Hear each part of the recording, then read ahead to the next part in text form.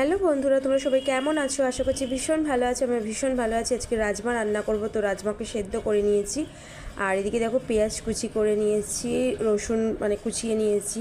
এখানে দেখো ফোড়নের জন্য দারচিনি, এলাচ, লবঙ্গ, আদা, কাঁচা লঙ্কা, তারপর হচ্ছে কি তোমার তেজপাতা, টমেটো সমস্ত একটা প্লেটের মধ্যে কেটে সাজিয়ে নিয়েছি মোটামুটি যা যা লাগবে। আর ওইদিকে রাজমা আগের দিন ভিজিয়ে রেখেছিলাম। আর এইদিকে আছে পেঁয়াজ আর আদা রসুন, ওটাকে একটু হালকা ভেজে নিয়েছি, এটাও একটু অ্যাড করব। এদিকে আছে হলুদ, লঙ্কা, নুন, জিরে, ধনে আর কাস্তরি মেথি। তো সমস্তটা এক জায়গায় রেখেছি, তাহলে রান্নার সুবিধার্থ হবে। তো কেন বলো তো, আমার ছোটো বেবি আছে, সমস্ত মশলা সেভাবে দিতে পারি না, তার মাঝখানে ভিডিও করি। তো একটু জল অ্যাড করে দিলাম, তাহলে মশলাগুলো সমস্তটার সাথে মিশে যাবে। তো তার জন্য তো আর কি বলো তো, মশলা করতে করতে দোকানে কাস্টমার এসেছিলো, তাই চলে গেছিলাম, আবার ফিরে এলাম। তো সমস্ত কাজের মাঝখানে আমাকে রান্নাটাও করতে হয়, তো সেইভাবে এখন ভিডিও করতে পারছি না। এদিকে তেল গরম করতে বসিয়ে দিয়েছি, তার মধ্যে এলাচ, তেজপাতা, দারচিনি সমস্তটা দিয়ে দিচ্ছি। এবার রসুন যে কুচিয়ে রেখেছিলাম ওটাও দিয়ে দিচ্ছি, আদা কুচি দিয়ে দিচ্ছি, খুব বেশি ঝিরি ঝিরি করে কুচি করিনি, একটু বড় বড় করেছি। কাঁচা লঙ্কা দিয়ে দিলাম, সমস্তটা একটু তেলের মধ্যে ভালোভাবে নাড়িয়ে নিচ্ছি। তো কি বলবো বলো তো, সময় পাই না।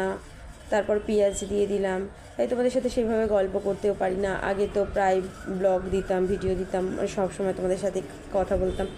এখন সত্যি বাচ্চা হওয়ার পর থেকেও অনেকটা সময় দিতে হয়, দোকানে কাজ করতে হয়, সমস্ত কিছু করার পর যেটুকু সময় পাই আমি আমার যেটা ভালোবাসার জিনিস, ভালোবাসার জায়গা, সেই জায়গাটাতে তো আমি বাদ দিতে পারি না। তো তারপর আমি ভিডিও করতে আসি।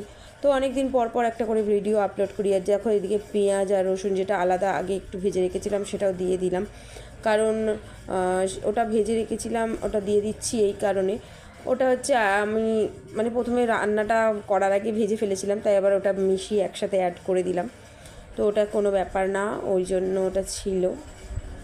এইদিকে টমেটো দিয়ে দিয়েছি। তো রান্নার রেসিপি দেখাতে দেখাতে তোমাদের সাথে গল্পও করছি। রাজমা সেভাবে আমরা খাই না, তো মাঝে মাঝে ইচ্ছা হয়, তো আজকে ভাবলাম তাহলে একটু রাজমা বানাই।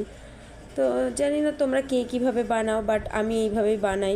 তোমাদের যদি রেসিপিটা ভালো লাগে তোমরা অবশ্যই ট্রাই করতে পারো বাড়িতে। আর যে মশলার পেস্টটা আমি বানিয়ে রেখেছিলাম, যে গুঁড়ো মশলাগুলোকে জলের সাহায্যে আমি মিশ্রণ একটা বানিয়ে রেখেছিলাম, সেটা একসাথে দিয়ে দিলাম। তো দেখলে কতটা সুবিধা হলো, এক একটা এক একটা ডাব্বা খুলবো, দেবো, তার থেকে একসাথে দিয়ে দিলাম, কত সুবিধা হলো না? তো খুবই ভালো হয়, কাজটা একটু এগিয়ে যায়।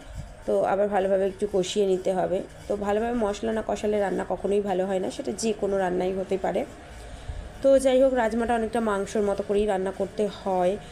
তো রাজমা বাড়িতে সেরকম রান্না করি না, তবুও আজকে করছি। তো রাজমা আগের দিন ভিজিয়ে রাখার পর তারপর সেদ্ধ করেছি। আর রাজমা ভালোভাবে সেদ্ধ না হলে একদমই খেতে ভালো লাগে না, তো জানো। তো যাই হোক, রাজমাটা আমাদের ভালোভাবে সেদ্ধ করে নিয়েছিলাম, আর আগের দিন ভিজিয়ে রেখেছিলাম, আমরা খুব ভালোভাবে সেদ্ধ হয়ে গেছে। তো তারপরে দেখো ভালোভাবে মশলার সাথে মিশিয়ে তো অবশ্যই দিতে হবে। আর কেমন গরম পড়েছে বলো বন্ধুরা, প্রচণ্ড গরম পড়েছে। তো তারপরে দেখো আমি এটা কুকারের মধ্যে দিয়ে দিলাম, আর পরিমাণ মতো জল দিয়ে দিচ্ছি। তো কুকার দিলে কি মশলাগুলো আরও সুন্দরভাবে এর সাথে মিশে গিয়ে আরও সুন্দরভাবে একটা ফ্লেভার আসবে। যেহেতু আদা কুচি আছে, রসুন কুচি আছে, ওগুলো সব সেদ্ধ হবে, ফ্লেভারটা মিশ্রিত হয়ে সুন্দর একটা গন্ধ বের হবে। একটু দিয়ে দিলাম রাজমা মশলা, তোমরা দোকানে রেডিমেড কিনতে পেয়ে যাবে। তো ওটা একটু দিয়ে দিলাম। তারপর একটু কাশ্মীরি রেড চিলি পাউডার দিয়ে দিয়েছি, একটু সাদা সাদা হয়ে যাচ্ছে তার জন্যই দিয়ে দেওয়া, আর কিছু না।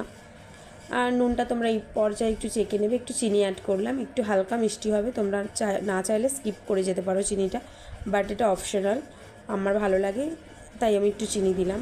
তো রাজমাটা আমার কমপ্লিট হয়ে গেছে, তো নামিয়ে নিয়েছি। এটা ফাইনাল লুক।